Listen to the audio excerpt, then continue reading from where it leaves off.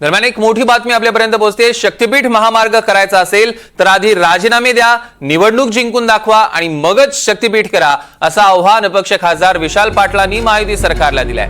मतदान विरोधात जाईल म्हणून शक्तीपीठ करणार नाही अशी घोषणा निवडणुकीपूर्वी केली आणि आता निवडून आल्यावर शक्तीपीठ करणारच अशी भूमिका घेतली जाते। मग जमिनी घेणारच असाल तर राजीनामे द्या आणि शक्तीपीठ करणार या मुद्द्यावर निवडणूक लढवून जिंकून दाखवा, असं थेट आव्हान दिलेलं आहे। विशाल पाटलांनी महायुती सरकारला हे आव्हान दिलंय। सांगलीच्या बुधगावमध्ये पार पडलेल्या शक्तीपीठ बाधित शेतकरी मेळाव्या प्रसंगी ते बोलत होते। यांना असं का स्वप्न यावं की शेतकऱ्यांच्या जमिनीवर आपण हायवे काढायचा, त्यांची जमीन फुकटात यायची आणि 4 लोकांना दाखवायचा, बघा मी किती मोठा रस्ता केला।